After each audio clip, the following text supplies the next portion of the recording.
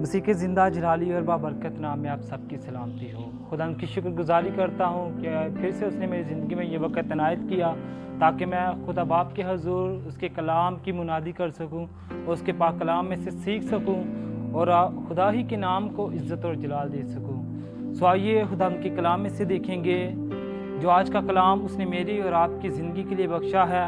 سو آئیے خدا ان کے کلام مقدس میں سے دیکھیں گے۔ خدا کے کلام میں سے دیکھیں گے یوحنا کی انجیل اس کا 8 باب اور اس کی 32 آیت میں سے دیکھیں گے جو آج میری اور آپ کی زندگی کے لیے خدا نے مہیا کیا ہے۔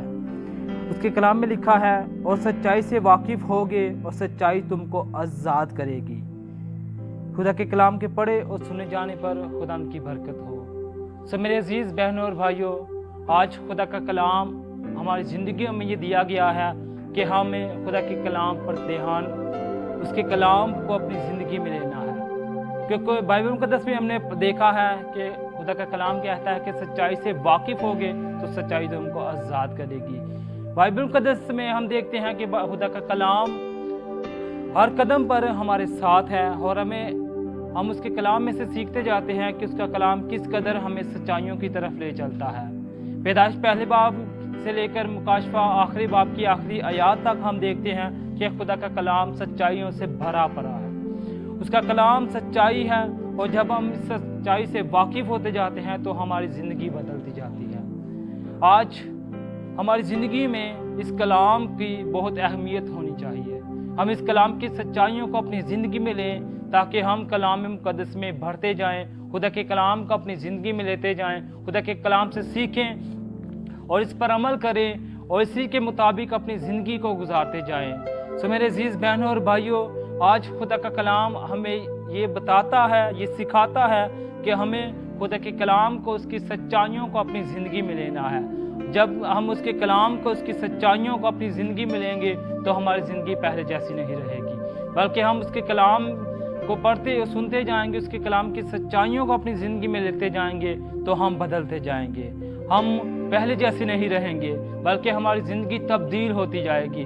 ہم اس کے کلام کو اپنی زندگی میں لیں گے تو ہم حقیقی طور پر آزاد ہوتے جائیں گے۔ ہم اس کے کلام کو اپنی زندگی میں رکھتے جائیں گے تو ہماری زندگی آزادانہ طور پر ہم خدا کی خدمت کر سکیں گے، کیونکہ وہ ہمیں جب آزاد کرتا ہے تو پھر اپنی خدمت کے لیے بھی مقرر کر دیتا ہے۔ سو آج اس دنیا میں ہم رہتے ہوئے خدا کے کلام کی سچائی کو اپنی زندگی میں لینا ہے۔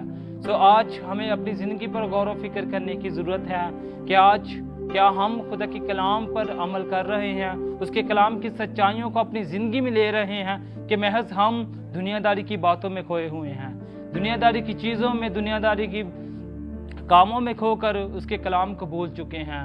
سو آج میرے نوجوان بہنوں اور بھائیوں کی زندگی میں خدا کے کلام کی کثرت کا ہونا بہت لازم ہے، کیونکہ آخر وقت میں خدا نے نوجوانوں کو، بہنوں اور بھائیوں کو اپنے کلام کے لیے چنا ہوا ہے، اپنے کلام کے لیے مقرر کیا ہوا ہے تاکہ وہ اس کے کلام کو دنیا کے کونے کونے تک پہنچا کر خدا کے کلام کی منادی کر سکے۔ اور بائبل مقدس میں ہم آگے دیکھتے ہیں، اسی باب میں لکھا ہے کہ پس اگر بیٹا تمہیں آزاد کرے تو تم واقعی ہی آزاد کیے جاؤ گے۔ جب خدا کا کلام ہماری زندگی میں آتا جاتا ہے تو ہم مسیح یسوع کو پہل لیتے ہیں، مسیح کی حقیقی زندگی ہماری زندگی میں آ جاتی ہے۔ سو جب ہم خدا کے کلام سے بھر جاتے ہیں، خدا کے کلام کی سچائیوں کو اپنی زندگی میں لے لیتے ہیں تو بیٹا ہمیں حقیقی طور پر آزاد کرتا ہے، اور جب وہ آزاد کرتا ہے تو پھر وہ کہتا ہے کہ تم آزاد ہونے کے لیے آزاد کیے گئے ہو، پھر سے غلامی کے جوئے میں نہ جتو۔ آج ہمیں اپنی زندگی پر سوچنے کی ضرورت ہے، فکر کرنے کی ضرورت ہے کہ کیا ہم ان سچائیوں سے واقف ہو رہے ہیں، کیا خدا کا کلام ہماری زندگی میں بھر رہا ہے، یا ہم یوں ہی اپنی زندگی کو گزار کر اس روح زمین سے چلے جائیں گے۔ سو میرے عزیز بہنوں اور بھائیوں، آج کا کلام ہماری زندگی کے لیے یہ ہے کہ ہمیں سچائی سے واقف ہونا ہے۔ سچائی کیا ہے؟ سچائی خدا کا کلام ہے، اس کے منہ کی باتیں ہیں جو ہماری زندگیوں میں دی گئی ہیں تاکہ ہم اس کے کلام کو پڑھیں، سنیں اور سیکھیں اور اپنی زندگی میں اس کو عملی جامہ پہناتے ہوئے خدا ان کی شکر گزاری کر سکے۔ سو آج کا کلام خدا میری اور آپ کی زندگی میں برکت کا باعث ہو تاکہ ہم خدا ان کی شکر گزاری میں اور اس کے پاک نام میں، اس کے پاک کلام میں آگے بڑھتے جائیں اور خدا ان کی شکر گزاری کر سکیں۔ مسیح یسوع کے وسیلہ سے آمین۔